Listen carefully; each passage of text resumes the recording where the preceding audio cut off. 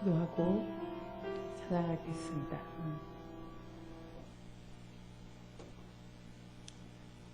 참 좋으신 아버지 하나님, 오늘 금요 치료 예배를 아버지 하나님 우리에게 허락하시고 우리를 불러주셔서 감사합니다. 우리의 찬양을 받아주시옵소서. 하나님, 생각해보면 이 시간이 얼마나 귀하고 감사한지 모릅니다. 어떤 사람들은 찬양하고 싶어도, 마음껏 찬양하고 싶어도 아버지 하나 찬양할 수 없는 사람들이 많이 있습니다.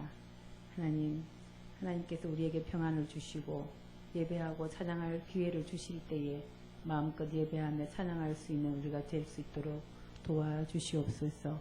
이 밤도 적은 물이 모였지만 우리를 통해서 영광 받아 주시옵소서. 세우신 목사님 붙잡아 주시옵고 또 피곤치 않도록 하나님 함께하여 주옵소서. 예수님 이름으로 기도드립니다. 아멘.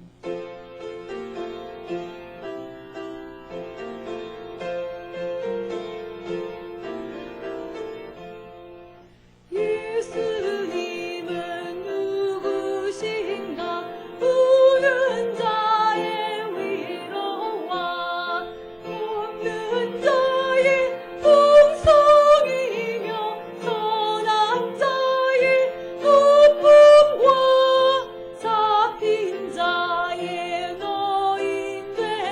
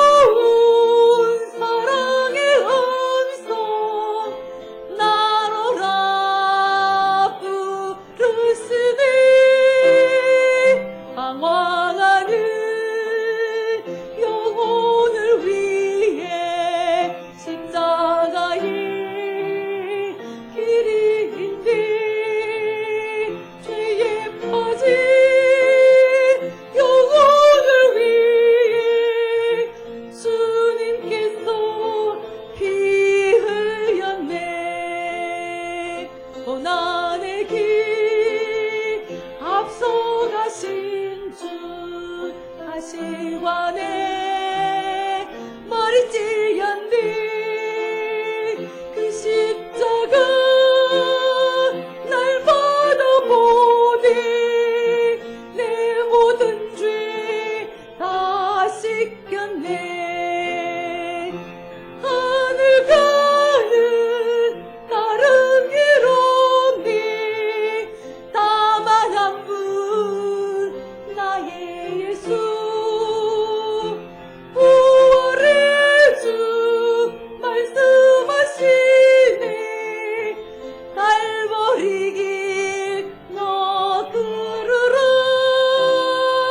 고난의 길 앞서가신 주 가시관에 머리 찔렸니 그 십자가 날 받아보니 내 모든 죄 다 씻겼네.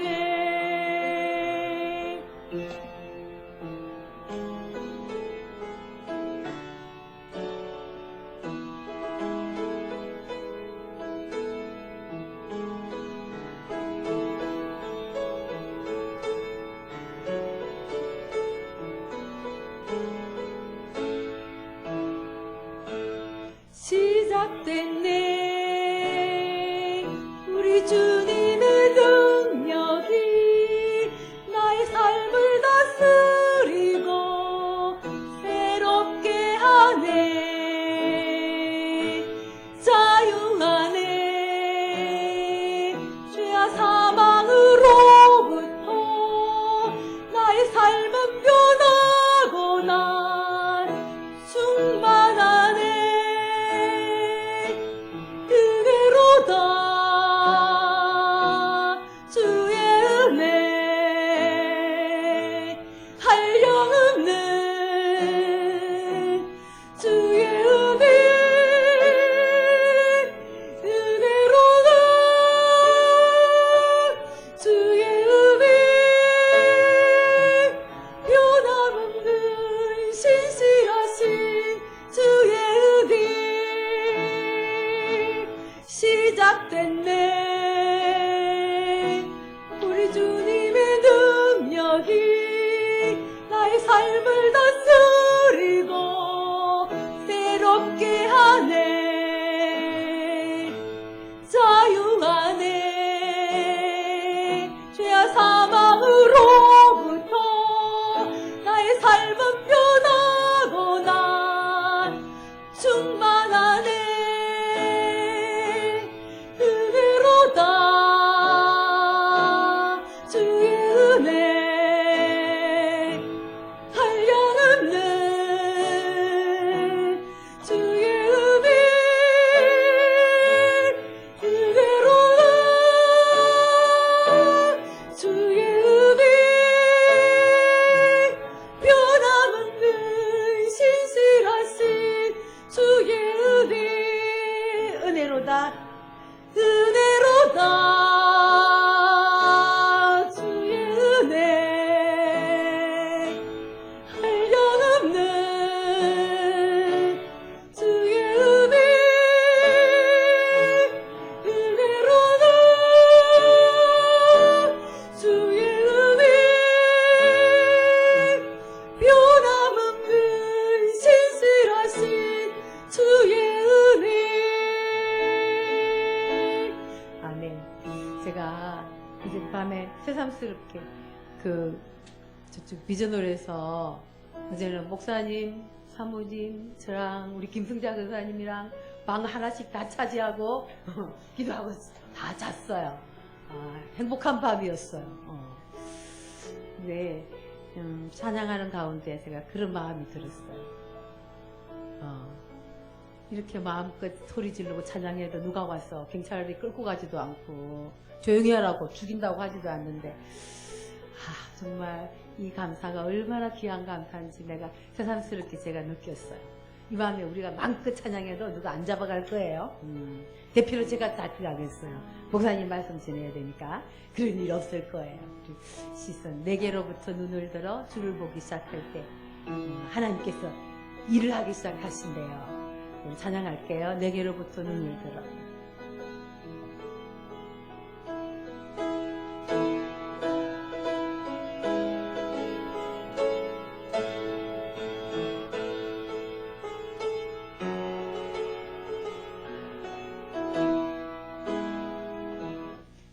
내게로부터 눈을 들어 주를 보기 시작할 때 주의 일을 보겠네.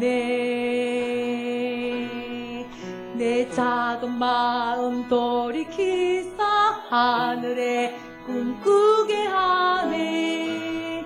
주님을 볼 때 모든 시선을 주님께 드리고 살아계신 하나님을 느낄 때 내 삶은 주의 역사가 되고 하나님이 일하기 시작하네. 성령이 나를 변화시켜 모든 두려움 사라질 때 주의 일을 보겠네.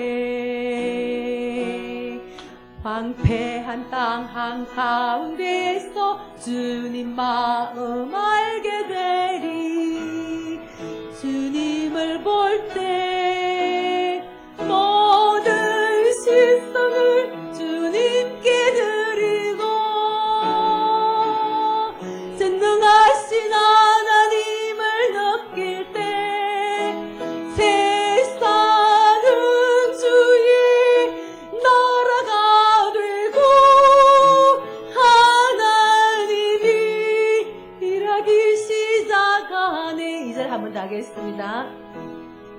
성령이 나를 변화시켜 모든 두려움 사라질 때 주의 일을 보겠네. 황폐한 땅 한가운데서 주님 마음 알게 되리. 주님을 볼 때 모든 시선을 주님께 드리고 전능하신 하나님을 느낄 때 세상은 주의 나라가 되고 하나님이 일하기 시작하네. 이 세상을 살아가는 동안에 나의 힘을 의지할 수 없으니 기도하고 낙심하지 말 것은 주께서 참 소망이 되심이라. 하나님의 꿈이 나의 비전이 되고 예수님의 성품이 나의 인격이 되고 성령님의 권능이 나의 능력이 되길 원하고 바라고 기도합니다. 주의 길을 걸어가는 동안에 세상에는 의지할 수 없으니 감사하고 낙심하지 말 것은 주께서 참 기쁨이 되심이라. 하나님의 꿈이 나의 비전이 되고 예수님의 성품이 나의 인격이 되고 성령님의 권능이 나의 능력이 되길 원하고 바라고 기도합니다. 이 절 한번 더 합니다. 내 길을 걸어가는 동안에 세상에도 의지할 수 없으니 한타고 낙심하지 말 것은 주께서 참 기쁨이 되심이라. 하나님의 꿈이 나의 비전이 되고 예수님의 성품이 나의 인격이 되고 성령님의 권능이 나의 능력이 되길 원하고 바라고 기도합니다.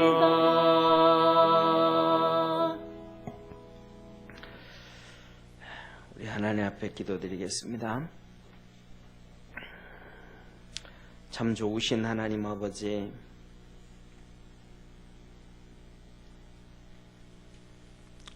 우리에게 하나님이 계셔서 아버지라 부르고 주님이 계셔서 하나님 앞에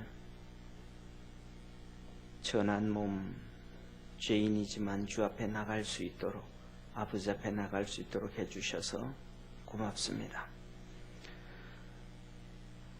우리 주님께서 승천하시고 우리에게 성령을 부어주셔서 이 땅에서 외롭지 않고 주님과 동행할 수 있도록 복 주셔서 고맙습니다. 오늘은 성금요일, 우리 주님께서 우리에게 구원을 이루어 주신 축복의 날. 주님께서는 우리에게 복을 주셨지만 주님은 우리의 모든 죄를 담당하시고 음부에 내려가 거기 있는 자들에게 복음을 전하셨다고 베드로서에 말씀해 주셨습니다. 주님의 그 고통이, 주님의 그 핍박이, 순환이 우리의 언어로 표현할 수 없을 정도로 심히 크매 그로 인하여 우리가 용서함을 받았고 구원함을 받았고 아버지를 아버지라 부를 수 있도록 만들어 주셨습니다. 하나님의 그 은혜 안에서 살아갈 수 있는 우리 축복의 성도들 되게 하시고 우리 사랑하는 평강 모든 믿음의 성도들이 그 주님의 영적인 경험, 영적인 것을 경험할 수 있는 축복의 성도들 되게 하시고 우리 주님 앞에 무릎 꿇고 감사할 수 있도록 믿음 안에서 깨어날 수 있도록 믿음 안에서 주님을 향하여 다른 박질해 나갈 수 있도록 하늘 문을 열어 축복해 주옵소서. 고난주간 이 가장 절정의 이 성금요일 주 앞에 나와 기도하고 예배 드릴 때에 하늘 문을 여시사 성령님을 물붓듯 부어주시고 주의 능력과 은혜로 충만하게 하옵시고 하나님의 거룩함이 있게 하시옵소서. 이 시간에도 우리 유재한 집사님, 윤숙 권사님 선교헌금으로 하나님 앞에 예물 드립니다. 드려지는 헌금 주님 받아 주옵시고 하늘의 크신 은혜와 복으로 충만케 하시옵소서. 구원하신 예수님의 이름으로 기도드립니다. 아멘. 우리 하나님 말씀 같이 보겠습니다. 누가복음 13장 1절부터 9절까지입니다. 하나님 말씀 누가복음 13장 1절부터 9절까지 우리 한 절씩 교독하겠습니다. 그때 마침 두어 사람이 와서 빌라도가 어떤 갈릴리 사람들의 피를 저희의 제물에 섞은 일로 죽게 고하니 대답하여 가라사대 너희는 이 갈릴리 사람들이 이같이 해받음으로써 모든 갈릴리 사람보다 죄가 더 있는 줄 아느냐. 너희에게 이르노니 아니라 너희도 만일 회개치 아니하면 다 이와 같이 망하리라. 또 실로암에서 망대가 무너져 치어 죽은 18사람이 예루살렘에 거한 모든 사람보다 죄가 더 있는 줄 아느냐. 너희에게 이르노니 아니라 너희도 만일 회개치 아니하면 다 이와 같이 망하리라. 이에 비유로 말씀하시되 한 사람이 포도원에 무화과 나무를 심은 것이 있더니 와서 그 열매를 구하였으나 얻지 못한지라. 가원직에게 이르되 내가 3년을 와서 이 무화과 나무의 실과를 구하되 얻지 못하니 찍어 버리리라. 어찌 땅만 버리느냐. 대답하여 가로되 주인이여 금년에도 그대로 두소서. 내가 두릅하고 그름을 주리니. 우리 9절 합독하겠습니다. 이후에 만일 실과가 열리면 열매가 그렇지 아니면 찍어버리소서 하였다 하시니라. 아멘. 오늘도 하나님 앞에 나와 예배드리는 우리 믿음의 모든 성도들에게 하나님의 놀라운 은혜와 복이 있기를 주의 이름으로 축원합니다. 오늘 우리 주님께서 그때에 그렇게 말씀하신 얘기는 이 12장부터 쭉 이어진 말씀입니다. 지난주에 말씀드렸던 것처럼 정말로 수만의 사람들이 수만 명이 예수님에게 쫙 몰려왔을 때에 예수님께서 그 사람들에게 얘기하지 않고 앞에 있는 12 제자에게 말씀하시기를 너희는 유대인들의 누룩, 그들의 신앙, 그들의 교훈 그거 따라가지 마라 라고 그렇게 제자들에게 말씀해 줍니다. 그 말씀을 해 주실 때에 무리 중에 한 명이 부자 청년이 와서 예수님께 말합니다. 선생님, 내 형한테 얘기해서 형이 아버지 유산을 다 가져가는데 좀 나누게 해 주십시오 라고 얘기합니다. 그때 예수님이 하시는 얘기가 세상에 돈 잡고 살지 말고 하나님 나라 바라보고 살아라 라고 얘기하시면서 재물과 소유에 대한 이 재물에 대한 것을 제자들에게 말씀을 합니다. 제자들에게 앞에서 또 말씀하시면서 무엇을 먹을까, 무엇을 마실까, 무엇을 입을까 염려하지 말아라. 이거는 이방인들이 구하는 것이고 하나님께서 너희에게 있어야 될 줄을 다 아시느니라. 너희는 먼저 그 나라와 그 의를 구해라. 여기서 하신 말씀은 무엇을 먹을까, 무엇을 마실까, 우리의 일생활에 필요한 것을 구하지 말라라는 그 말씀이 아니고 우선적으로 너가 해야 될 일이 있다. 한마디로 말하면 이런 거예요. 굶어도 하나님 나라 먼저 구하고 목이 말라도 하나님 먼저 구하고 하나님 나라 먼저 해라.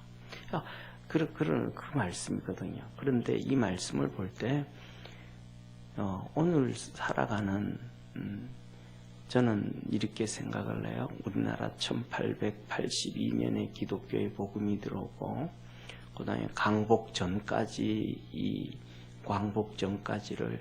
1세대 목사님이다.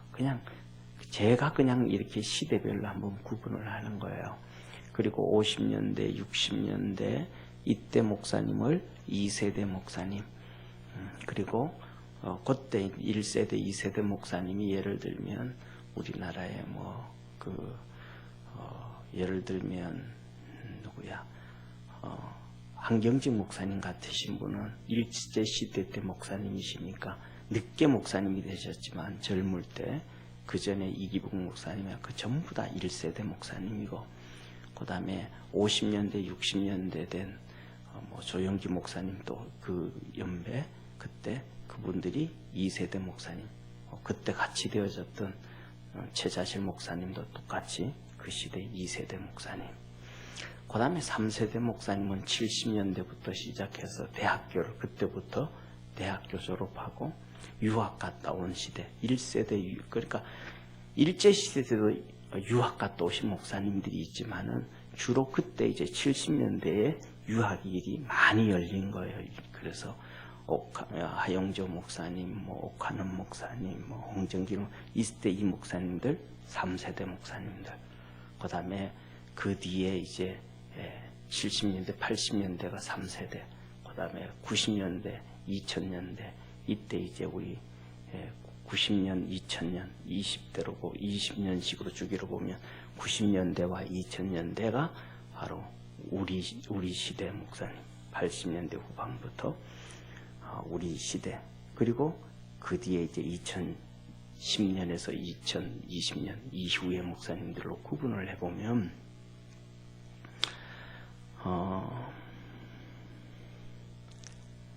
우리 선배 목사님들한테는, 그러니까 80년 전의 목사님들, 70년대까지 목사님들이 개척하고 했었던 이 목사님들 앞에 뭐 우리 교회 똑같이 지금 우리 교회에서 같이 예배드리고 하나님 섬기는 이상조 목사님도 똑같이, 그때 목사님들은 개척을 해서 정말로 밥이 먹을 게 없으면, 쌀이 없으면 그냥 하나님 앞에서 금식을 했어요.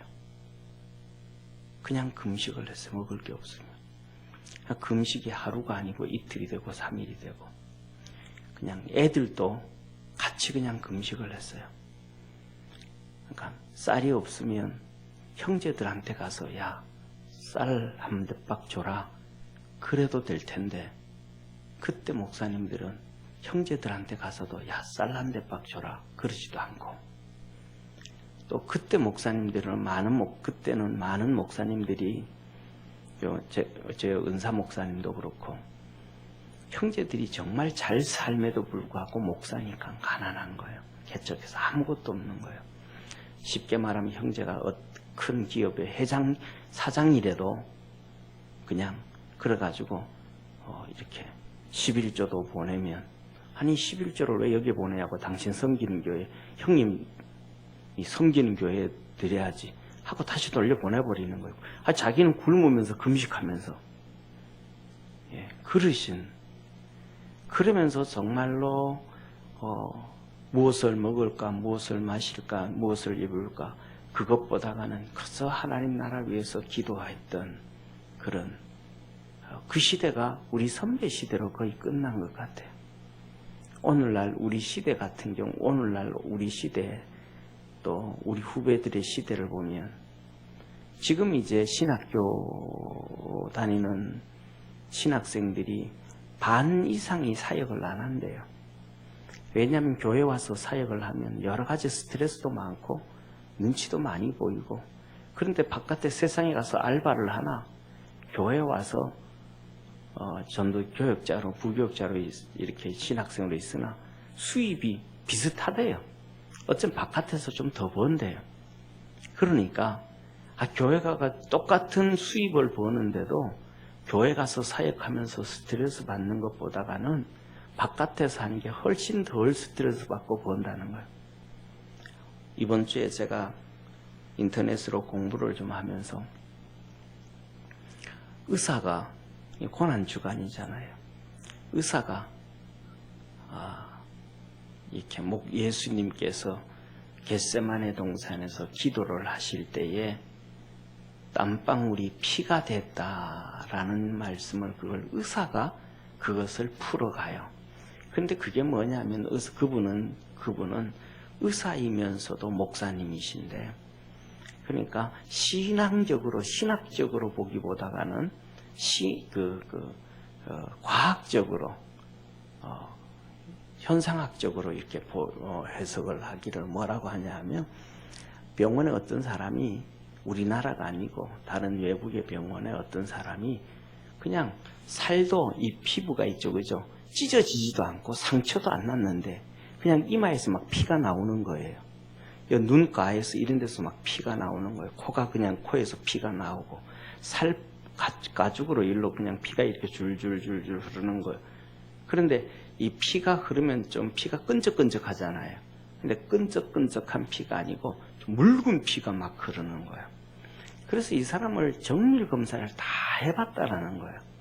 정밀 검사를 다 해봤는데 아무런 이상이 없다는 거예요. 그런데 막 그냥 이마에서, 그 사진이 있어요. 그냥 그 사진을 이렇게 보여주면서 이제 강의를 하는데 그러는 거예요. 그래서 의사들도 너 이거 왜 이러는가? 그래가지고 그 의사들이 이렇게 서로 상의를 해가지고 약을 투여했대요. 그 약을 뭘 투여했냐면 스트레스를 풀어주는, 스트레스를 좀 완화시켜주는 그 약을 투입을 해줬대요. 그 스트레스를 이렇게 희석시켜주는 그 약을 투입을 해줬더니 그 피 나오던 것이 싹 멈춰버렸다는 거예요.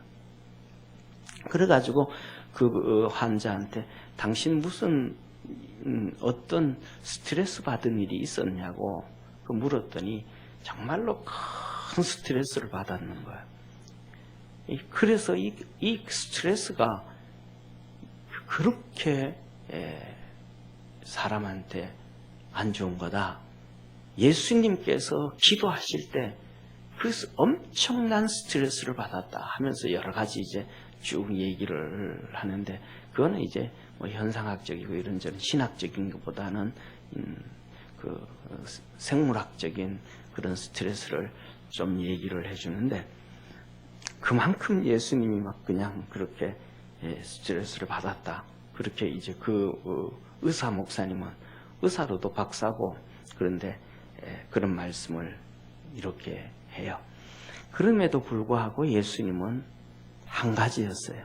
뭐냐면 내 뜻대로 마옵시고 아버지 뜻대로 하옵소서. 하나님의 뜻을 찾았다. 하나님의 뜻을. 그래서 주님께서 이 사도 바울도 똑같이 고린도전서에 말씀하시기를 먹든지 마시든지 무엇을 하든지 하나님의 영광을 위해서 해라. 그러니까 의식주 문제를 기도하지 말라라는 얘기가 아니고 먼저 그 나라와 의를 구하는 자가 되어져라. 거기에서 자기 모든 것을 내려놔라. 그 엄청난 스트레스를 받고 엄청난 그런 것이 있고 하다못해서 우리 선배 목사님들이 굶어서 금식을 하고 있는데 자식들까지도 배가 고파가서 막 그럼 야 물 한 잔 먹어 해서 물 먹이고 막 그리고 있는데도 그러면서도 그냥 먼저 요새 같으면 대번 날바 갈 거 아니에요, 그죠? 대번 이렇게 갈 거 아니에요. 그런데 그거 안 하고 정말 하나님의 나라 위해서 몸부림쳤던 그런 사건들. 그리고 그의 말씀을 해주신 거예요. 그리고 주님께서 하신 말씀이 허리에 띠를 띠고 깨어 있어라. 주인이 잔치집에 가가지고 언제 올지 모르는데 잔치집에 가가지고 술 먹으면 언제 올지 모르잖아요. 주인이 잔치집에 가서 술 먹고 즐기다가 언제 올지 모르는데 성경에서는 10시, 11시 얘기를 해요. 그때까지 종이 그냥 허리띠를 띠고 주인이 올 때까지 등불을 켜고 기다리고 있으면 그 종은 축복이다. 저와 여러분 마지막 때까지 그렇게 깨어서 기도 있는 이러한 축복의 성도가 되기를 축원합니다. 그러니까 자 보세요. 밤 11시, 10시, 11시가 되도록 발도 안 씻고 하루 종일 일한 종이 얼마나 피곤하고 힘들겠어요. 그때까지도 주인이 오기를 기다리고 등불 들고 옛날에는 등이 없잖아요. 그러니까 주인이 저쪽에 이렇게 발자죽 소리 나고 하면 막 뛰어나가서 등불 갖고 앞에 오는 길 비춰줘야 되잖아요. 또 비틀비틀 하면서 붙잡아줘야 되고 그런 것처럼 그렇게 깨어 있어라 그러는 거예요. 그랬더니 베드로가 이렇게 얘기하는 거예요. 주님, 이 말씀은 우리한테 하는 얘기입니까? 여기에 수만 명 다 있는 많은 사람들한테 하는 얘기입니까?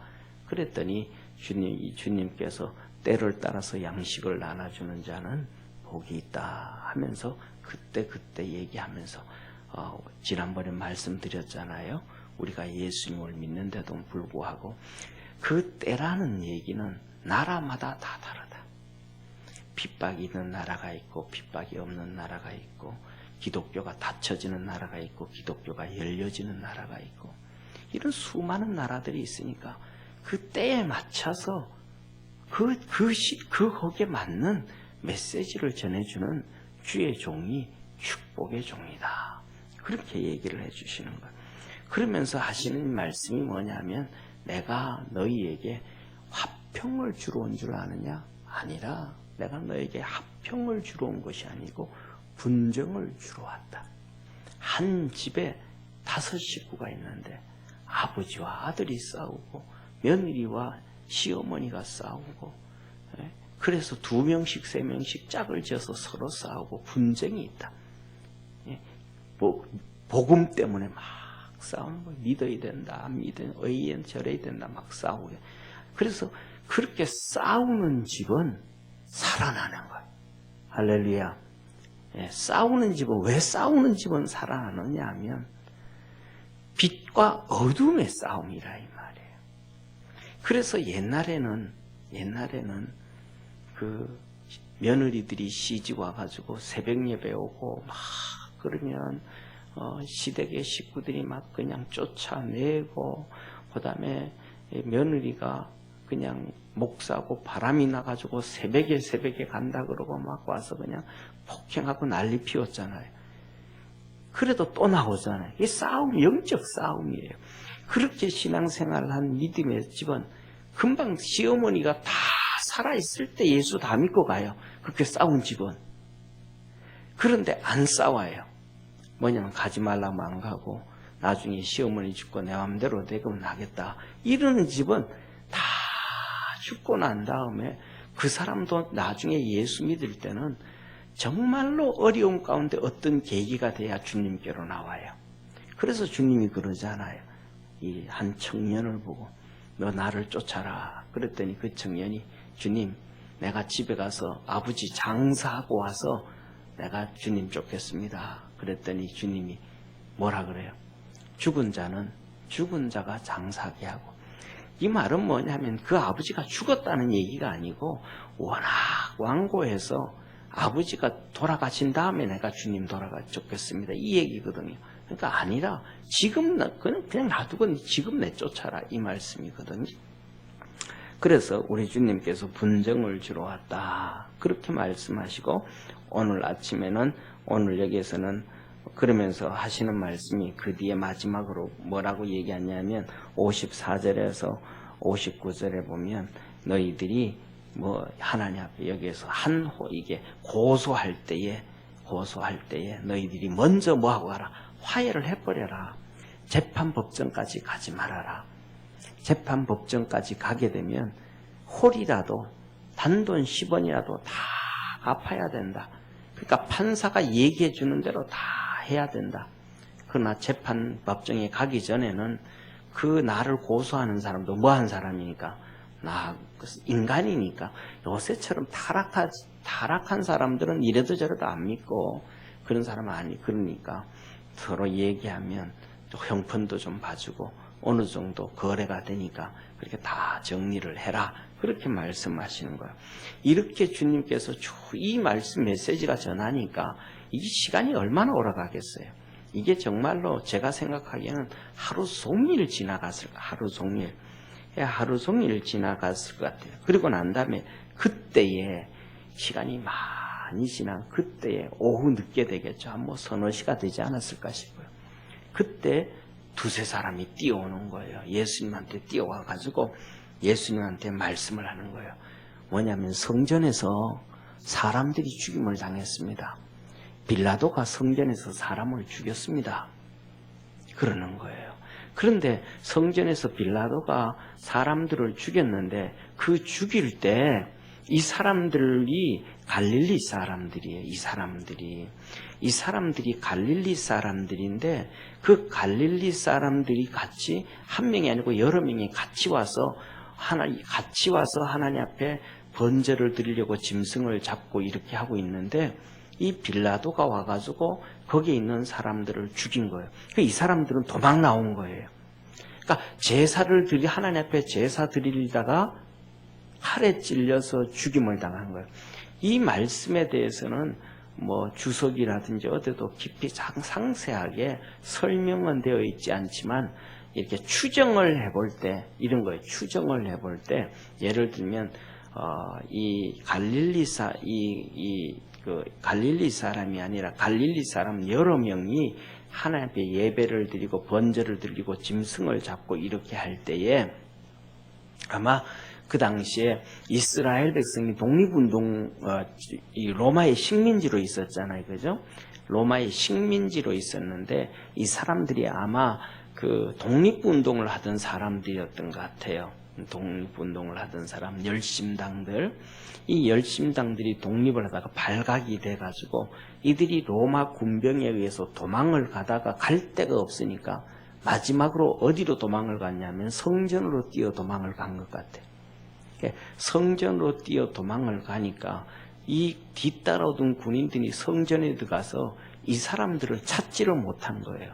그러니까 이 사람들을 찾지를 못하니까 이 사람들이 그 성전으로 뛰어 들어가 가지고 옷을 갈아입고 하나님께 예배드리는 척, 짐승 잡는 척하고 그랬지 않았나 추정이 되어지는 거예요.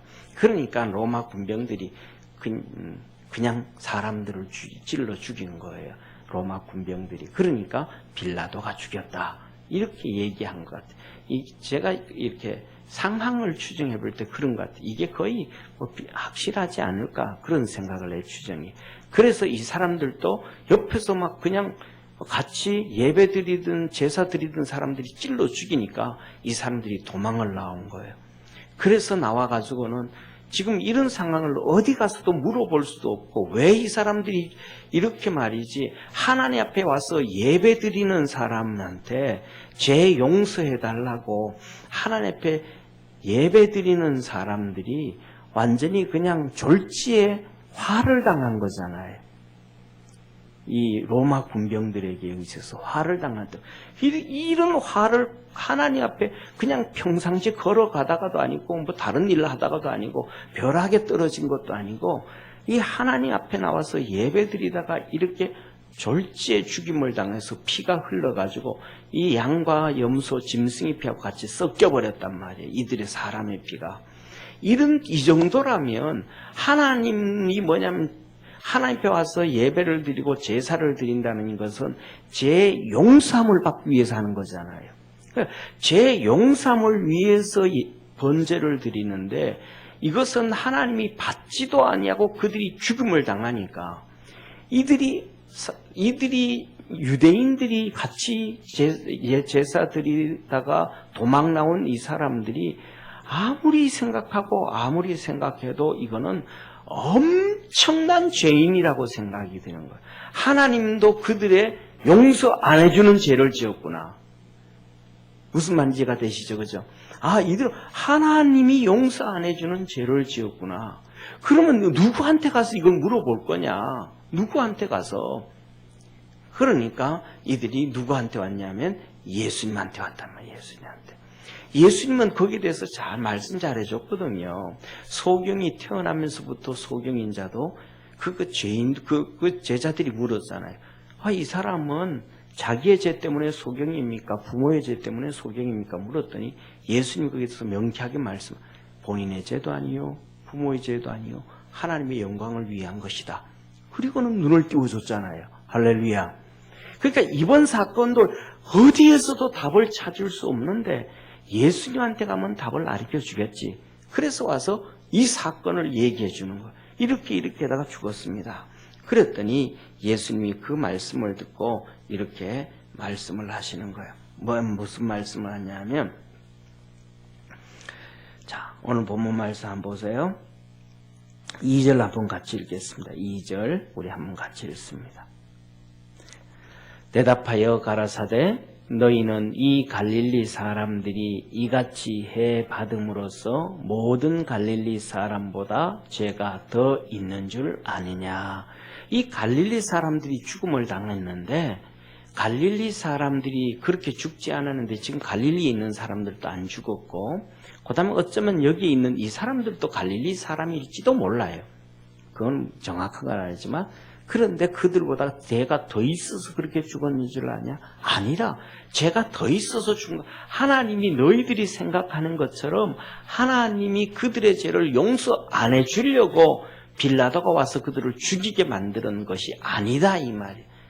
누구 죄는 더 크고 누구 죄는 적고 그게 아니다. 같다 이 말이에요. 다 죄인이다. 그러면서 3절에 이렇게 말씀을 하셔요. 같이 읽습니다. 너희에게 이르노니 아니라 너희도 만일 회개치 아니하면 다 이와 같이 망하리라. 그러니까 뭐예요? 너희들도 회개치 아니하면 다 이와 같이 망하리라. 이와 같이. 이거는요, 정말로 무서운 얘기예요. 이 말씀은요, 나중에 제가 좀, 이게 뭐냐 하면, 이스라엘이 AD 70년에 망하는 걸 얘기해 주시는 거예요. 거의 그때는, 뭐 정확하지는 않지만, 이스라엘 백성이 한 350만 명 정도 추정했는데, 그때 죽은 백성이 130만 명. 3명 중에 1명은 로마 군인들에게 다 칼로 찔려 죽임을 당하는 거. 여기도 지금 로마 사람들에게 지금 군인들에게 칼로 죽임을 당하잖아요. AD 70년에 망할 때도 다 그렇게 죽는 거예요. 회개치 아니하면 다 그렇게 죽는다. 그러시는 거예요. 그러면서 우리 주님이 또 이렇게 말씀하셔요. 자, 4절을 한번 보세요. 같이 읽습니다. 또 실로암에서 망대가 무너져 치어 죽은 18사람이 예루살렘에 거한 모든 사람보다 죄가 더 있는 줄 아느냐. 5절 너희에게 이르노니 아니라 너희도 만일 회개치 아니하면 다 이와 같이 망하리라. 잡아요. 이렇게 우리 주님께서 이스라엘을 크게 나누면 남쪽 예루살렘의 유대 땅, 북쪽의 갈릴리 땅, 중간에 사마리아 땅. 사마리아는 그냥 혼혈이니까 빼놓고 지금 갈릴리 사람들이 성전에서 죽은 것, 갈릴리 사람보다 죄가 아니라 그들도 다 같이 망한다. 지금은 실로암 망대가 무너져서 실로암 탑이 무너져 버린 거예요. 이 실로암 탑이 무너져서 그 밑에 있던 사람들이 18명이 죽었는데 이 사람들은 예루살렘 사람들인 거예요.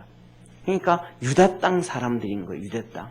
그런데 그 18명이 죽었는데 이 18명이 망대는 뭐예요? 망대는 적군이 들어오는 걸 보는 거잖아. 확인하는 거잖아. 그들은 쉽게 말하면 깨어있는 자들이잖아요. 그렇죠? 깨어있는 자들인데 깨어있는 자들이 망대가 무너져서 죽어버린 거예요. 깨어있는 자들이. 그러니까 이스라엘 백성들은 뭐라 그래요? 야, 저놈들이 우리를 전체를 지켜줘서 깨어있어야 될 놈들이 저놈들이 어떻게 망대가 무너져서 저렇게 죽었는가? 그러면 저놈들의 죄가 진짜 큰 죄인이구나. 이렇게 이스라엘 백성들은 다 생각을 하는 거예요. 성전에서 제사를 드리다가 죽은 사람들하고 똑같이 그 주님이 그것을 끄집어내가지고 다시, 이거는 지금 사건이 아닌 이때 말씀하실 그 전에 있었던 사건이거든요. 그걸 끄집어내서 다시 말씀하시기를 예루살렘 사람들이 죄가 적고 망대를 지키던 사람들이 죄가 많아서 죽은 것 아니라 예루살렘 유다 사람들도 뭐 하지 아니하면, 회개하지 아니하면 다 이와 같이 망하리라. 죽는다라는 거예요. 그러면서 이렇게 말씀을 하시면서 주님께서 이렇게 말씀을 하셔요. 6절에서부터 9절까지는 비유로 이렇게 말씀하시셔요. 주위에 한 사람이 있는데 이 한 사람은 뭐냐면 하나님을 얘기하시는 거예요. 한 사람이 있는데 포도원을 만들고 그 포도원에 무화과나무를 심은 것이 있더니 뭘 심었어요? 무화과나무를 심었다. 무화과나무를 심었는데 무화과나무는 성경을 이렇게 읽다 보면, 우리가 이렇게 읽다가 보면 무화과나무는 금방 열매가 맺혀요. 감람나무는요. 감람나무는 올리브나무예요. 그냥 이제 요새는 옛날이니까 이 감람나무하고 올리브나무하고는 좀 달라요. 근데 이제 이 올리브나무는 지중해에 있는 나무니까, 그래서 이 남쪽으로 내려가고 뭐 중국 저쪽 서쪽으로 가고 하고 어디 가면 좀 비슷한 나무가 감람나무처럼 있는가 봐요. 그러니까 번역할 때 중국어로 먼저 성경이 두 번 번역이 돼서 우리로 들어오거든요. 중국어를 번역해가지고 중국에서 우리어로 들어오고, 그 다음에 일본에서 이 헐버트 선교사가 번역해가지고 들어오고, 그래서 그때는 쪽복음으로 들어오는 거예요. 마태복음, 누가복음 이렇게 오다. 그러다 나중에 이것이 하나로 묶어지거든요. 그러다가 보니까 성경 전체의 맥이 좀 안 맞을 때가 많아요. 성경에서는 똑같은 단어를 쓰는데도 여기서는 이렇게 표현하고 저기서는 저렇게 표현하는 이런 부분들이 있어요. 그러다가 보니까 이제 우리나라에는 올리브 나무가 전혀 없잖아요. 이 올리브 나무는 막 2000년씩 사는 나무거든요. 그러니까 없으니까 이걸 번역을 해줘야 되는데 못 하잖아요. 그러니까 중국에서 제일 그래도 비슷하게 생긴 나무가 감람나무라고 해가지고 올리브 나무를 감람나무라 하는 거예요. 이제는 올리브 나무라고 번역하면 우리가 여행을 다 다니니까 올리브 기름도 쓰고 하니까 우리 뭐 올리브 많이 먹잖아요, 요새. 그죠? 예, 뷔페집에 가면 올리브 다 있잖아요. 새까만 거, 파란 거, 요따만하고 뭐 몸에는 엄청 좋다 그러는데 맛은 없는.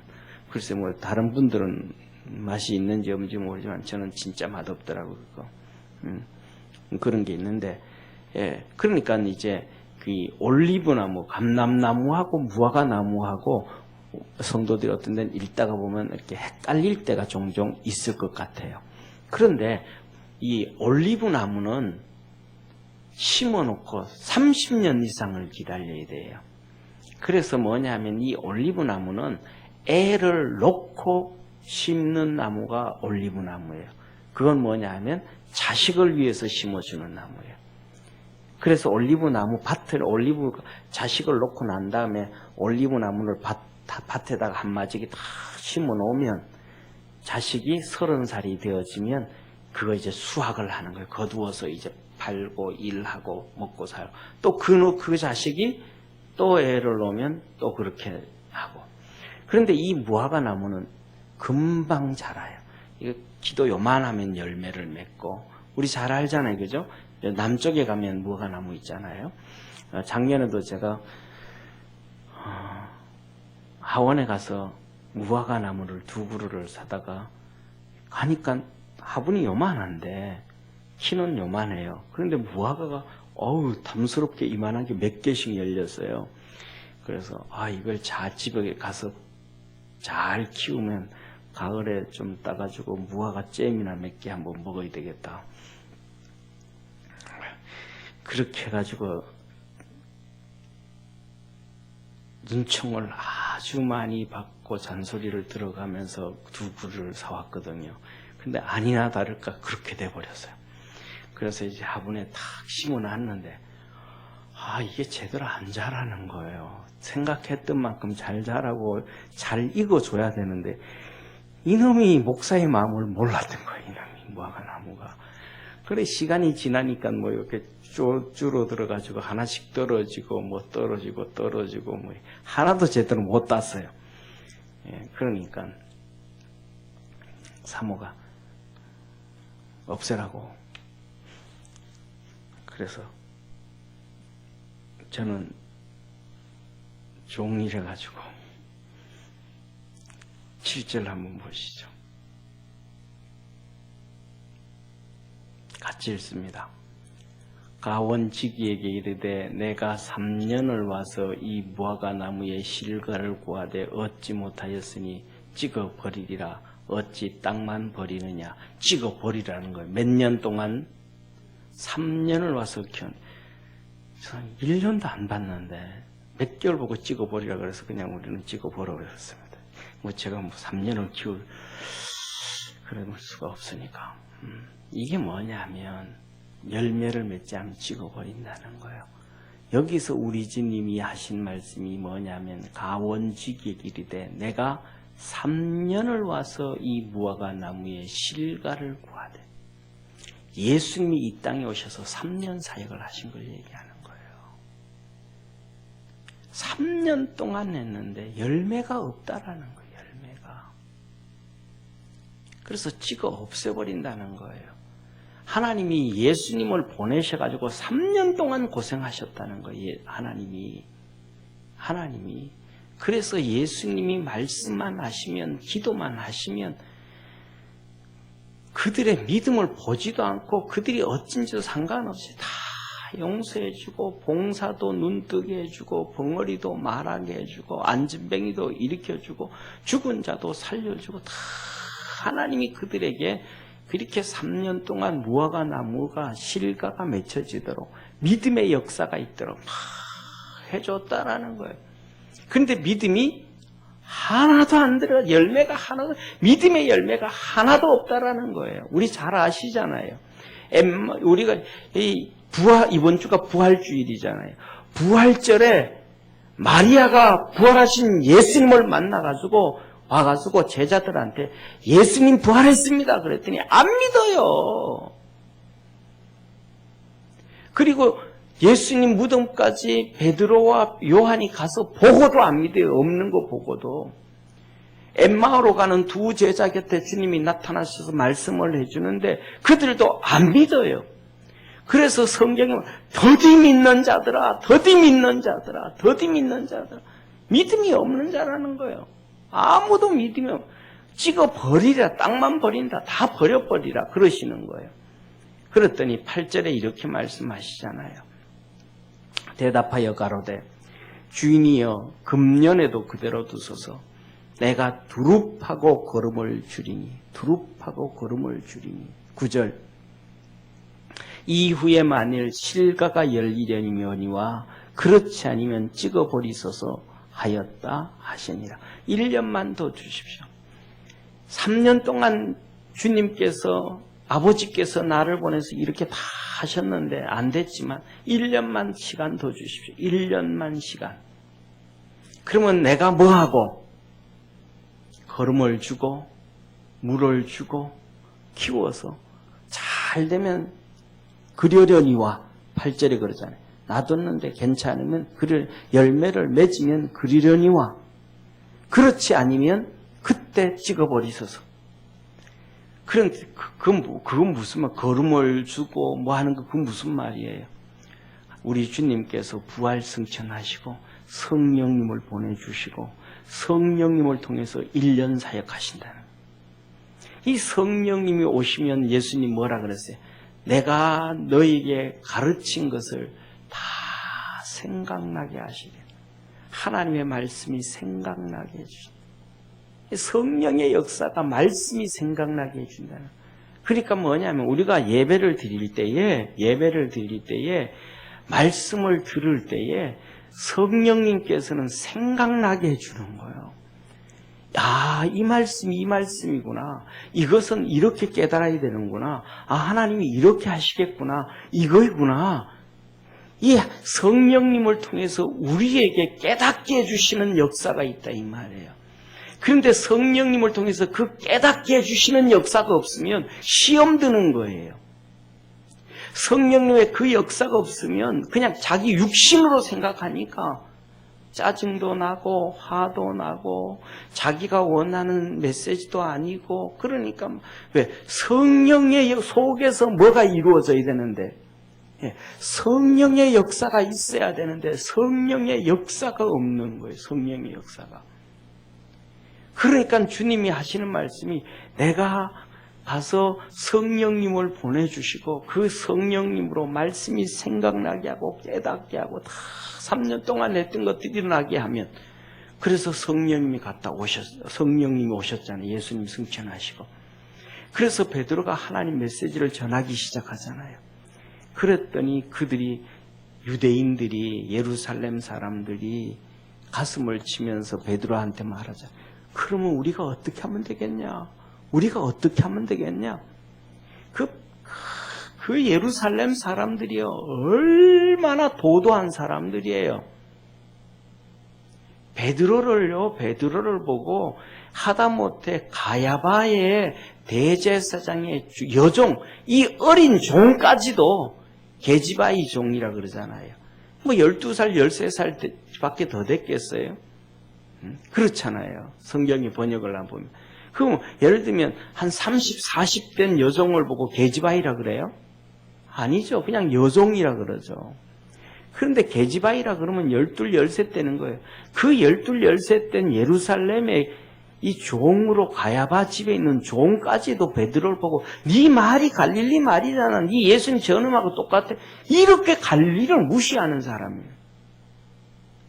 베드로를 그렇게 무시하던 사람들이에요. 그런데 베드로가 성령에 충만해서 설교를 하니까 이 예루살렘의 그 도도하고 교만한 사람들이, 그리고 헬라파 사람들이, 그 세계 문명을 가지고 요새로 말하면 외국 박사들이나 똑같은 게 헬라파 기독교인들이에요. 헬라파 사람들이에요. 그들이 그 베드로의 설교를 듣고 가슴을 치면서 그렇게 무시하던 베드로 앞에 와서 우리 어떻게 하면 되겠냐? 우리 어떻게 하면 되겠냐? 좀 가르쳐줘라. 뭐 합니까요? 성령님이 역사하시니까. 할렐루야. 우리 삶에는 하나님 앞에 예배를 드릴 때에 이 성령님의 역사가 있어야 우리는 살아나게 되는 거예요. 그렇지 않으면 우리는 죽는 거예요. 뭐 세상으로 아무리 뛰어나고 세상으로 아무리 잘나고 아무리 똑똑하고 아무리 명석하고 어디 다 죽는 거예요. 그러니까 베드로가 뭐라 그래요? 회개하고 예수를 믿어라. 뭐하고? 회개하고 세례받으라. 회개하고. 오늘도 회개하지 아니하면 다 찍어버리오느니라. 회개해라. 그랬더니 그들이 진짜 회개하는 거예요. 사랑하는 성도님, 우리 성도님들한테 회개를 얼마나 해보셔요? 좀 회개를 좀 깊은 회개를 하실 수 있기를 주의 이름으로 축원합니다. 저는 우리 성도들이요, 금요일 예배는 예배 드리고 난 다음에 제가 말씀을 안 드려도 이 금요일 날 나오시는 분들은 정말로 깊이 기도하고 가는 것 같아요. 많이 오래 기도하고 기도하는 거 보면 정말로 깊이 기도하시는 것 같아요. 저는 우리 성도들이 주일날도 그렇고 그 다음에 수요일날도 그렇고 또 때에 따라서는 평상시 새벽 예배는 전부 다 하루에 일과가 있으니까 그렇지만 시간을 내가지고 정말로 나한테 이렇게 제약되지 않게 하도록 2시간도 좋고 3시간도 좋고 하나님 앞에 찬송도 부르다가 또 기도하고 또 기도하다가 또 찬송하고 주님 앞에 울기도 하고 엎드리기도 하고 정말로 그렇게 주님 앞에서 회개의 기도의 시간을 매주마다 갖는 그런 교회가 됐으면 좋겠어요. 그래서 뭐냐면 자보세요. 우리가 그러잖아요. 요새는 세탁기에 빨래 집어넣어서 그렇지만 옛날에는 빨래를 하면 시골에서 어머니들이 손빨래를 해요. 보통 바쁠 때는 그냥 손빨래, 그냥 비누 칠해가지고 손빨래하고 냇가에서 씻어 치워요. 그리고 어떤 데는 옷이 좀 지저분한 옷들은 방망이질을 합니다. 그리고 방망이질 하다가 또 더 지저분한 옷들은 잿물 받아가지고 삶아요. 푹 삶아요. 삶고 또 방망이질을 합니다. 그리고 난 다음에는 그것을 다 하고 해가지고는 그 다음에는 풀맥입니다. 그쵸? 풀맥이고 그 다음에 또 방망이질하고 그 다음에 다림질하고 그래서 옷이 빳빳하게 정말로 예쁜 신고 빳빳하게 그 입은 할아버지들 모습 보면 진짜 신선 같잖아요. 그 옷을 입고 갓을 이렇게 쓰신 옛날에 그런 것처럼 저는 우리의 신앙도 그렇다고 생각을 해요. 방망이질도 하고 손빨래도 하고 삶고 또 방망이질하고 또 거기다가 풀을 먹이고 하는 것처럼 그 회개에 깊이 들어갈 때 주님의 은혜를 입게 되어지고 하나님의 은총 안에 머물게 되어진다. 할렐루야. 자, 그래서 뭐냐면 이렇게 교회가 부흥이 된 거예요. 교회가 부흥이 된 거예요.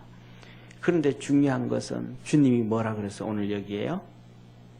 8절 한번 보세요. 8절. 뭐라 그래? 같이 읽습니다. 대답하여 가로되 주인이여 금년에도 그대로 두소서. 내가 두릅하고 걸음을 줄이니. 금년에도 몇 년을 더 봐달라고요? 금년 1년만 더, 1년만 여유 주십시오. 우리 주님이 이스라엘 나라가 망하지 않게 하기 위하여 1년만 시간 주십시오. 1년만. 하나님 1년만 시간 주세요. 1년만. 그때도 변하지 않고 그때도 바뀌지 않고 그때도 이대로면 그때는 다 찍어서 버리시옵소서. 찍어서 버리시옵소서. 예수님은 이스라엘 나라가 어떻게든 뭐 하기를 원해요? 살려두려고 하는 거예요. 예수님이 본인은 십자가에 못 박혀 죽으시면서도 이스라엘 나라를 어떻게든 살려두려고 하시는 거예요. 그런데 어떤 사건이 있었는가? 마지막으로 우리가 사도행전 한번 보시기 바랍니다. 사도행전.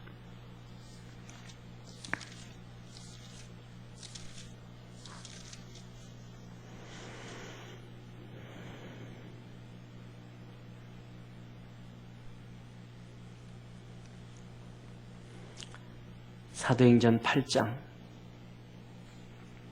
사도행전 8장. 1절에서 3절까지. 사도행전 8장 1절부터 3절까지 우리 같이 읽겠습니다. 사울이 그의 죽음을 마땅히 여기더라. 그날에 예루살렘에 있는 교회에 큰 핍박이 나서 사도 외에는 다 유대와 사마리아와 모든 땅으로 흩어지니라. 경건한 사람들이 스데반을 장사하고 위하여 크게 울더라. 사울이 교회를 잔멸할새 각 집에 들어가 남녀를 끌어다가 옥에 넘기니라. 뭐라 그래요? 교회를 핍박을 하는 거예요. 그래서 교인들이 뭐 하는 거예요? 다 흩어져 버린 거예요. 다 흩어져 버린 거예요. 그래서 사도 외에는 유대와 사마리아 모든 땅으로 흩어지니라. 예루살렘에 누구밖에 없어요? 사도들밖에 없는 거예요. 그리고는 이어서 말하죠. 뭐라고 말해요? 3절에 사울은 이게 바울이에요. 그가 교회를 뭐 할세? 잔멸할세. 완전히 교회를 쑥대밭을 만들어 한 명도 없게 만들어버리는 거예요. 다 없애버리는 거예요. 그래서 집집마다 들어가서 성도들까지 끌고 와서 다 없애버려요. 그렇게 다 하고 난 다음에 사도행전 8장이잖아요. 빌림 얘기가 나오고 9장에 가면 사울이 어디로 가요? 다메섹으로 가요. 다메섹. 지금으로 얘기하면 시리아로 가요. 시리아. 왜? 거기까지 기독교인들 받게 하려고. 한마디로 말하면 유대 땅에는, 이스라엘 땅에는 기독교인들을 다 뭐 했다? 정리했다 이 말이에요. 없앴다. 정리했다. 그래서 시리아에 있는 다메섹까지 하는 거예요. 그래서 다메섹 가다가 사울이 주님을 만나는 거예요. 사랑하는 성도님, 이렇게 되어짐으로 말미암아 AD 70년에 오늘 여기서 주님이 두 가지 말씀하시잖아요. 하나님 앞에 번제를 드리다가 로마 군병 빌라도한테 칼에 죽인 자, 회개치 아니하면 이렇게 죽으리라. 망대에게 무너져서 18명이 죽은 자, 너희들이 회개치 아니하면 이렇게 죽으리라. 그런데 우리 주님이 하나님 앞에 1년만 시간 더 주십시오. 1년만 시간 더 주십시오. 그래서 성령을 부어가지고 그들에게 교회를 부흥시켜줬는데, 할렐루야. 그걸 보면 성령님의 역사로 교회가 부흥이 되고 성령님의 역사로 하나님의 역사가 나타나고 병든 자가 치료되어지고 하나님의 영광이 드러나면 유대인들은 돌아와야 돼요? 안 돌아와야 돼요? 돌아와야죠. 그게 열매 맺는 거예요. 그런데 열매 맺는 게 아니고 오히려 유대인들이 교회를 박살을 내버린 거예요. 사울을 중심으로 해서, 사도 바울을 중심으로 해서 박살을 내버린 거예요. 주님 뭐라 그랬어요? 금년에도 그대로 두소서. 내가 두릅하고 걸음을 줄이니. 9절에 그대로 있으면 열매를 맺으면 그렇지 아니하면 찍어버리소서. 주님이 하나님이 이 이스라엘을 찍어버린 거예요. 그래서 AD 70년에 나라가 망할 때 130명 이상이 창에 찔려 죽고 배가 갈려 죽고 임산부들도 그렇게 죽고 비참하게 회개하지 아니하므로 주님이 말씀하신 대로 저는 오늘날 우리 시대에 우리 기독교인들이 깨어있는 저와 여러분 우리 성도 되기를 주의 이름으로 축원합니다. 사랑하는 성도님, 저는 99%는 하나님이 우리나라를 안 버리신다고 저는 믿습니다. 그런데 1%의 기도를 하고 근심 가운데 있는 것 중에 하나가 시대적으로 볼 때 이렇게 말씀을 하셨습니다. 70년대부터 시작해서 독일의 독실한 목사님들이 선교사님들이 하신 말씀이 하나님께서 대한민국에 엄청난 복을 주셨는데 70년대부터 얘기하신 거예요. 엄청난 복을 주셨는데 당신들이 그 사명을 감당하지 못하면 하나님이 너들 나라를 없애가지고 이스라엘 백성이 디아스포라 되어서 이렇게 예루살렘 교회 기독교인들 3,000명, 5,000명 부흥하던 사람들이 다 흩어져서 디아스포라가 되어서 전 세계 복음을 이루어 갔듯이 너들도 그렇게 할 수 있다. 이 메시지를 70년대부터 대한민국에 우리 대한민국 기독교인들에게 준 메시지예요. 엄청나게 무서운 메시지죠. 그때는 제가 뭐냐 하면 80년대에 신학교를 들어갔으니까 에이 뭐 설마. 그런데 하나님의 역사는 모르는 거예요. 지금 한번 보세요. 오늘날 보세요. 오늘날도 한번 보세요. 이제 서울시가 유흥업소에 문 닫으라고 이번 주에 얘기했잖아요. 이번 주에 처음 유흥업소에 그 전까지는 전부 교회만 얘기한 거예요. 그러니까 교회에서 막 그냥 들고 일어나니까 이 사람 저 사람들이 인터넷에 보잖아요. 정말 믿음 있는 기독교인들이 총리 비서한테도 전화해가지고 따지고 말이지. 그 다음에 구청, 시청에 가가지고 앉아가지고 우리 보고는 교회에서 예배 드리면서도 마스크 하라 그러면서 당신들은 왜 일하면서 마스크도 안 하냐고. 줄자를 가가지고 직원들 앉아있는데 재보니까 이거 80cm밖에 안 되네. 너들은 하루 종일 일하면서 마스크도 안 쓰고 80cm 되는데 왜 우리 보고는 2m씩 떨어지냐.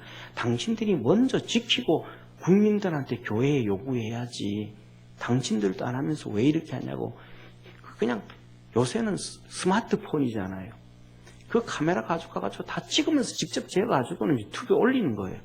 이것들이 막 퍼져나가고 하니까 정부에서도 야 이러다가는 진짜 이거는 기독교 박해로만 하겠구나.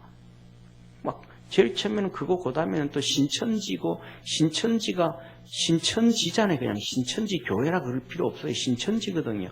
그런데 신천지 교회라고 이 교회라는 단어를 막 써가지고 기성교회를 핍박하고 잘못된 것처럼 막 그냥 기성교회가 뭐 하는 것처럼 코로나를 확산시키는 것처럼. 근데 더 중요한 건 우한은 교회를 다 박살낸 곳이거든요. 제일 먼저. 그런데 신천지는 우한에 가가지고 포교활동을 교회를 크게 만들면서 중국 공산당과 이렇게 서로 하나가 돼가지고 하면서 하고 있는 거예요. 지금 그렇게 하고 있다가 들어와가지고 지금 문제가 터진 거거든요. 그러니까 자 보세요. 그러면 지금 현 정부가 친중이잖아요. 그래서 중국으로 오는 사람들 문 하나도 안 닫았잖아요. 그러면 신천지하고 중국 공산당하고 그렇게 이렇게 하고 하면 신천지를 박살을 내야 돼, 안 내야 돼요? 서로 이렇게 어느 정도 먼 사촌 스타일로 이렇게 되잖아요. 중국을 중심으로 해서. 그런데도 교회라는 단어를 써가면서 막 한국 교회를 비난을 하고 막 이런저런 막 그냥 그랬단 말이죠. 이게 뭐냐 하면 우리가 하나님 앞에서 깨어 있을 수 있는 계기가 돼야 된다. 그래서 지금도 우리 기독교인들이 깨어 있는 사람들이 참 많아서 그래도 하나님 앞에 감사하고, 그래서 정말로 하나님께서 그래서 이런저런 수많은 일들이 있기 때문에 정말로 깨어 있기 위해서 제가 이건 뭐 언제까지도 언제까지 그렇게 하지도 않아요. 우리 주일날 같은 경우에도 한 10분에서 15분 정도 PPT 보여주면서 이거 이런 상황이다, 이런 상황이다. 성도들이 들어서 알지만은 정리를 해주는 거잖아요. 이게 이거다. 제가 제 동영상을 일본에 있는 이 노 목사님이 선교사로 가 있는 우리 교회 와서 예배드렸던 목사님, 그 노 목사님이 딱 이렇게 보고는 저한테 카톡을 보내서 목사님 진짜 이게 제3차 세계대전 맞습니다. 목사님이 너무 정확하게 잘 보셨다고. 어찌 진짜네요 목사님. 사람 그런 거 생각 안 해요. 이거는요, 첫 번째로는요, 2차 세계대전 때는요, 총으로 시작된 세계전쟁이었어요. 1차, 2차는. 그런데 자 보세요. 지난번에 9.11 사건요, 비행기 폭격으로 이루어진 사건이에요. 그런데 지금은요, 이거는 화학전이 아니고 생물학전이에요. 생물학전 전쟁이에요.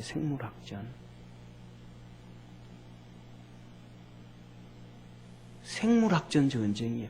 그냥 정말로 총 쏴고 막 이게 아니고.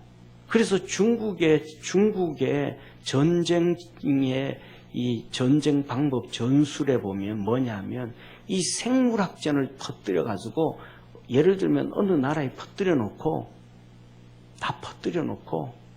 그 사람들이 사람만 다 사라지고 나면 그냥 올라가서 점령하는 거예요. 특징이 그렇잖아요. 지금 중국이 그렇잖아요. 이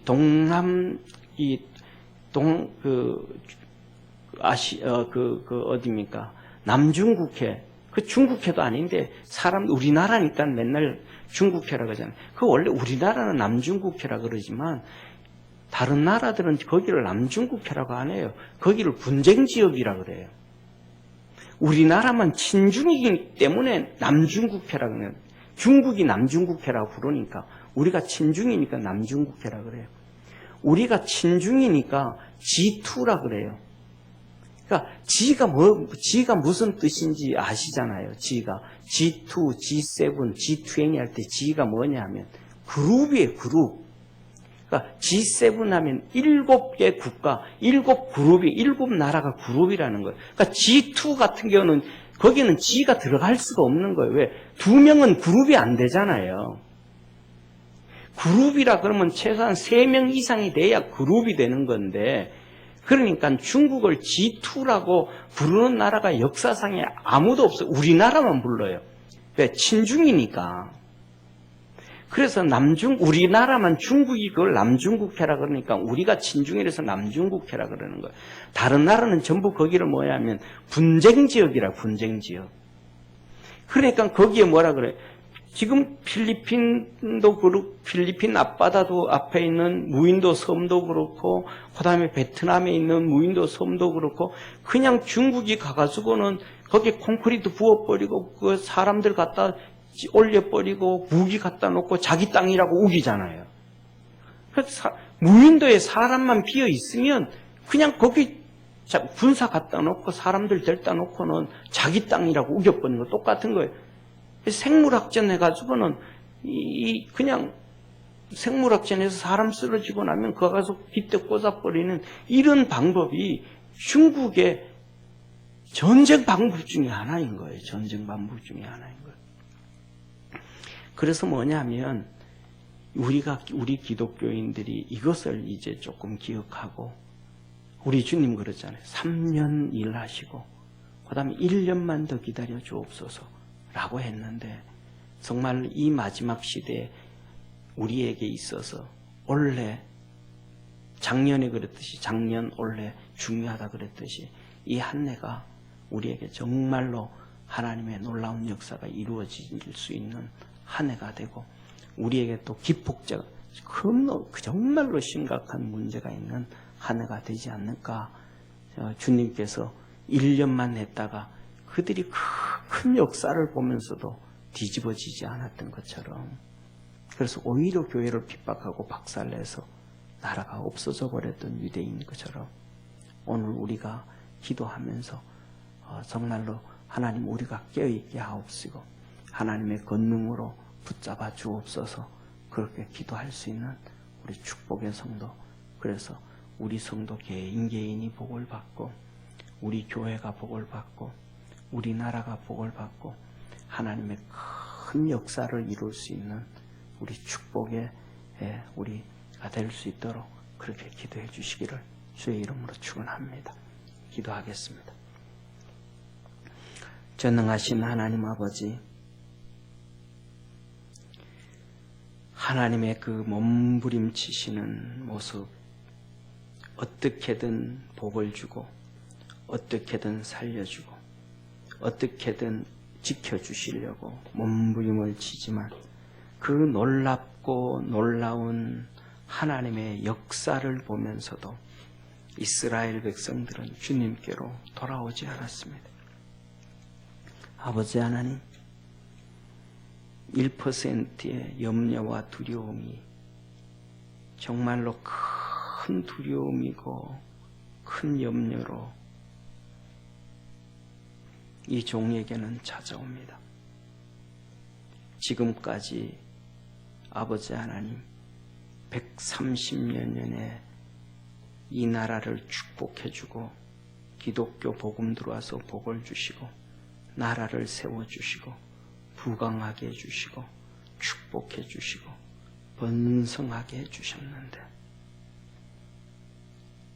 수많은 이 대한민국 국민들과 좌파들은 하나님의 역사를 보지 않습니다. 유대인들이 하나님의 역사를 보지 않은 것처럼 하나님의 역사를 보지 아니하고 교회를 핍박합니다.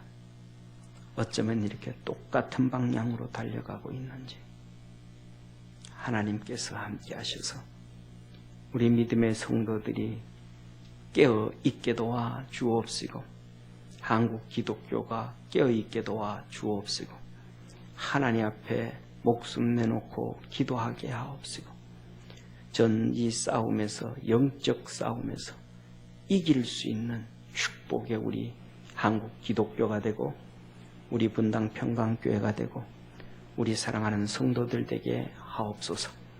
그래서 하나님의 축복을 우리 자손 만대 물려주게 하옵시고, 우리 주님 오실 때까지 복음을 전하는 이 세상에서 우리 선조 목사님들이 그렇게 부르짖고 선배 성도들이 그렇게 부르짖었던 것처럼 제사장 국가, 제사장 나라 되도록 축복하옵소서. 구원하시고 생명 주시고 이 대한민국에 우리에게 큰 사명 주신 예수님의 은혜가 우리 믿음의 성도들에게 넘쳐나게 하옵시고, 성령님으로 물붓듯 축복해 주시옵소서. 예수님의 이름으로 기도드립니다. 아멘.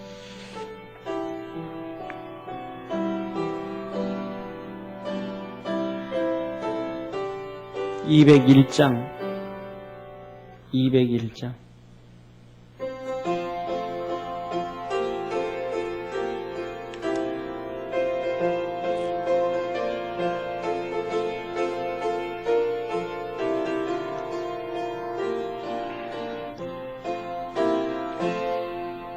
주의 확실한 약속의 말씀 듣고 주만 믿으면 구원을 얻으리라.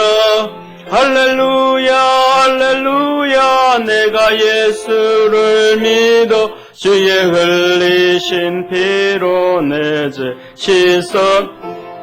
할렐루야 할렐루야, 내가 예수님 믿어 주의 흘리신 피로 내 죄 씻었네. 나의 갈 길이 사납고 위험하나 항상 예수 또 의심 믿고 가네. 할렐루야 할렐루야 내가 예수님 믿어 주의 흘리신 피로 내 죄 씻었네. 할렐루야 할렐루야 내가 예수님 믿어 주의 흘리신 피로 내 죄 씻었네. 주의 보좌에 천사들 둘러서 우리 구주를 높이어 찬양하네. 할렐루야 할렐루야 내가 예수님 믿어 주의 흘리신 피로 내 죄 씻었네. 할렐루야 할렐루야 내가 예수님 믿어 주의 흘리신 피로 내 죄 씻었네. 예언자들과 왕들도 반열대로 금길 따라서 나와 할렐루야 할렐루야 내가 예수님 믿어 주의 흘리신 피로 내 죄 씻었네. 할렐루야 할렐루야 내가 예수님 믿어 주의 흘리신 피로 내 죄 씻었네. 우리 모두 다 그 반열 뒤따르며 함께 즐거운 찬송을 부르리라. 할렐루야 할렐루야 내가 예수님 믿어 그의 흘리신 피로 내 죄 씻었네. 할렐루야 할렐루야 내가 예수님 믿어 주의 1절 2절만 다시 한번 하겠습니다. 주의 확실한 약속의 말씀 듣고 주만 믿으면 구원을 얻으리라. 할렐루야 할렐루야 내가 예수님 믿어 주의 흘리신 피로 내 죄 씻었네. 할렐루야 할렐루야 내가 예수님 믿어 주의 흘리신 피로 내 죄 씻었네. 나의 갈 길이 사납고 위험하나 항상 예수님 도우심 믿고 가네. 할렐루야 할렐루야 내가 예수님 믿어 주의 흘리신 피로 내 죄 씻었네. 할렐루야 할렐루야 내가 예수님 믿어 주의 흘리신 피로 내 죄 씻었네. 전능하신 하나님 아버지, 우리 사랑하는 모든 성도들에게 복을 주시고 은혜를 베풀어 주시고 어떤 상황, 어떤 환경, 어떤 여건 가운데서 지켜 주옵시고 날마다 주님이 주시는 복으로 형통함 있게 도와 주옵시고 주님이 주시는 강건한 은혜 있게 하여 주옵소서. 무엇보다도 성령님을 물붓듯 부어주셔서 하나님 말씀 안에서 깨닫게 하여 주옵시고 주님 붙잡고 다른 박질할 수 있도록 복을 주옵소서. 이 시간에도 기도할 때에 하늘 문을 여시고 성령에 충만케 하옵소서. 구원하신 예수님의 은혜와 하나님의 사랑과 성령님의 내주 교통 역사하심이 예배드린 모든 성도들 머리 위에 항상 함께 있을지어다. 아멘.